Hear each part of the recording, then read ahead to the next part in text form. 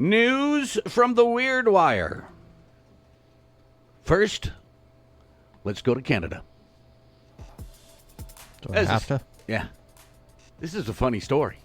I mean, it's not a funny story, but all right, it's a weird story. As the saying goes, every dog has its day, but there's also another lesser-known, apparently legally binding saying. That would be every dog is entitled to one bite. What? According to CTV News, a Canadian tribunal declared in denying a woman's claim over being bitten by a neighbor's mini Australian shepherd.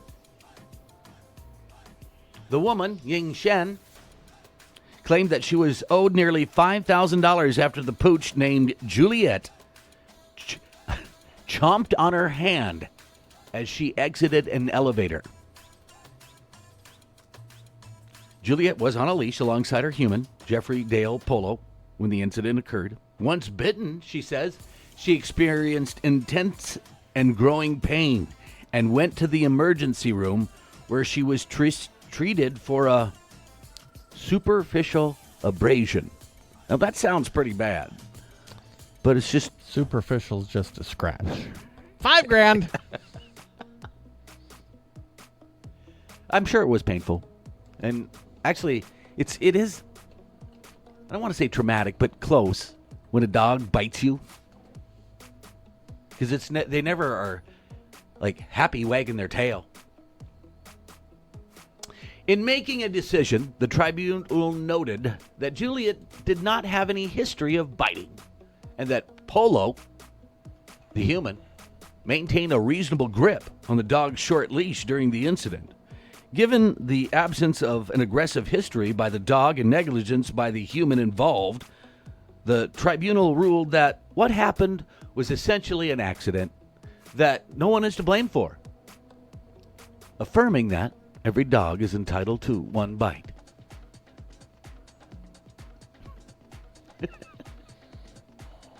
How did she come up with $5,000 for this?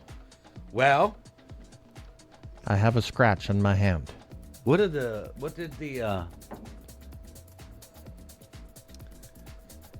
you think an emergency room visit in Canada is? Everything's expensive up there.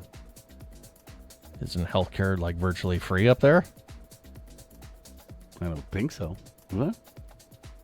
I mean, yeah, if you want to be on a list.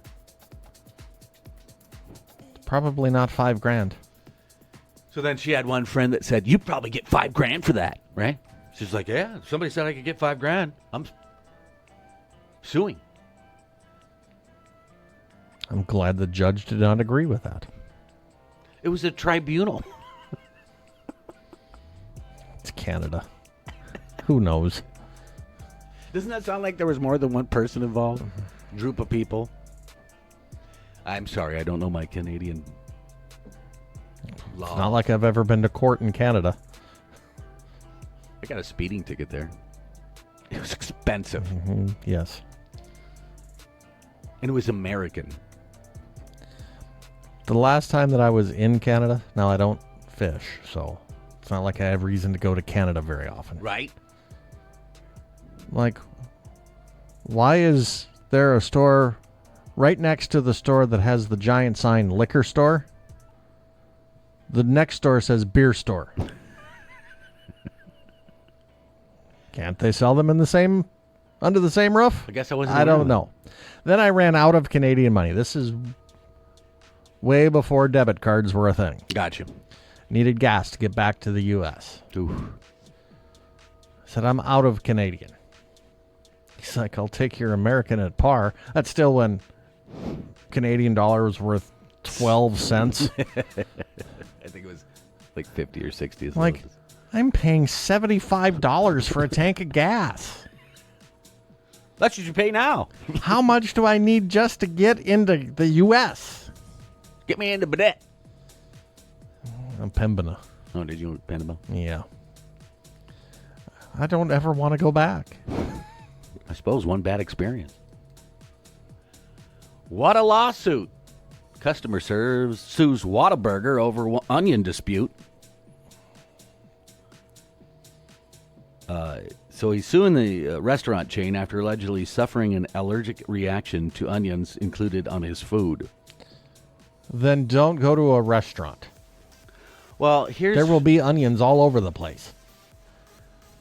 Yeah, because the meat, there's probably onion juice on the grill, Yeah. right?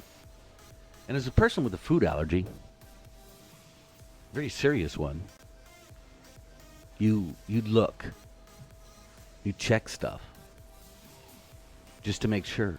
Accidents happen. If I'm allergic to onions, I'm not going to a burger place. Well, if you are allergic to onions,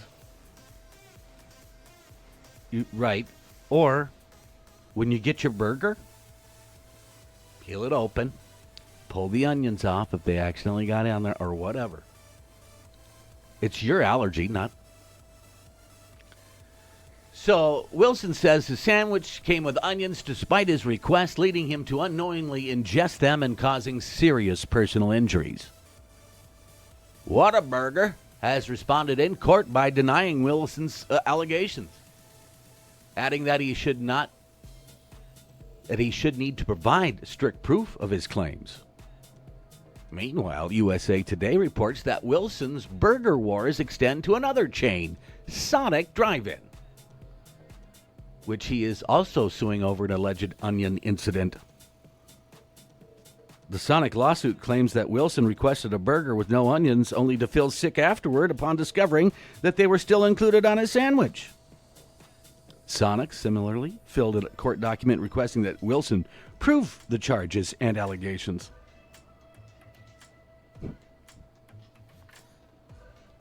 If I was allergic to onions,